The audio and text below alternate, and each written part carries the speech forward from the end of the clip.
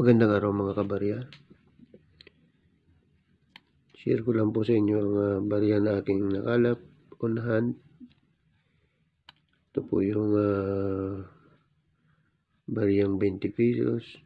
Yan po ang aking tatalakayin sa inyong mga kabarya. Pero bagong lahat, huwag kalimutan mag-subscribe sa channel ko.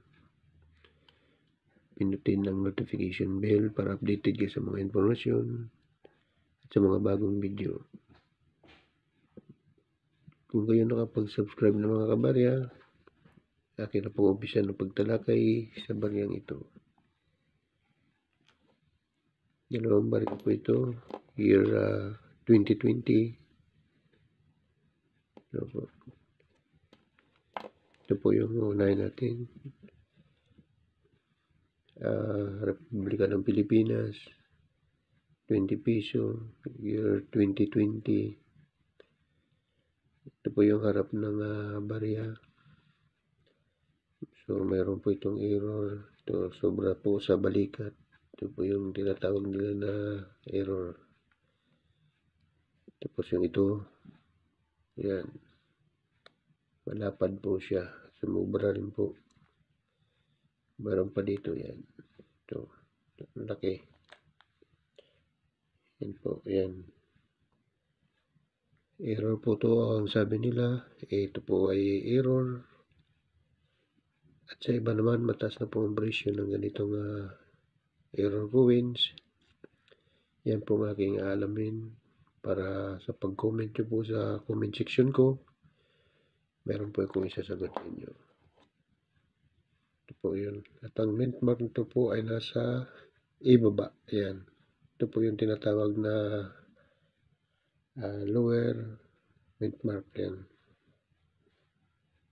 So, ito na po yung pangalawa. Republika ng Pilipinas, 20 peso, year 2020.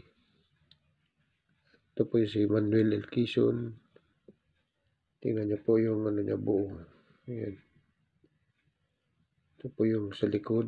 Ito po yung nilad o pinanggalingan ng sinasabi nila na may nilad. Confirm po natin yun. Ayan.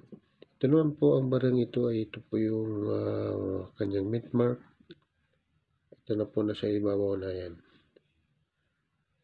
Ang nakita ko sa post ng iba nito, mataas na po ang presyo ng ganitong upper mint mark na 2020 na 20 peso.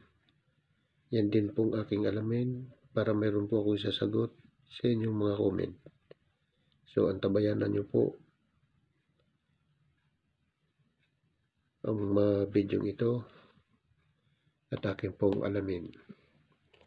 So, dito po si Quezon, yan o. Kalahati lang po. Yan. Kalahati lang. Yung Q, nakahati po. Yan. So, mga kabarya, napanood nyo sana ang video ito para makapagbigay ng konting idea sa inyo. At sana, huwag nyo kalimutan mag-subscribe sa channel ko. Mayroon pa po itong mga ganito yan. Medyo marami-rami na po itong apat na po sila. Yan. Yan, apat po. So, hanggang dito na lang mga kabarya. Hanggang dito na lang yung video ito. At marami pong salamat sa inyong lahat.